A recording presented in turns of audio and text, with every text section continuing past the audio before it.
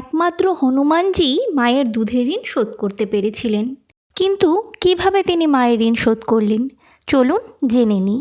হনুমানজি যখন সঞ্জীবনী বুটি আনতে যাচ্ছিলেন তখন তার মাতা অঞ্জনির সাথে দেখা হয়। মাতা অঞ্জনি তাকে বলেন, পুত্র, প্রভু শ্রীরামের কার্য সমাপ্তির পর তুমি আমার সাথে একবার দেখা করে যেও। মাতা সীতাকে লঙ্কা থেকে উদ্ধার করার পর তারা সকলে মিলে যখন অযোধ্যায় ফিরছিলেন তখন হনুমানজি প্রভু শ্রীরামকে বলেন, প্রভু, আমার মা আমাকে ফেরার সময় একবার দেখা করতে বলেছেন। এর উত্তরে প্রভু বলেন, যাও একবার দেখা করে এসো, এমনকি আমরাও তোমার সাথে যাব। তখন হনুমানজি বলেন, আরে প্রভু, আপনি এসব কি বলছেন?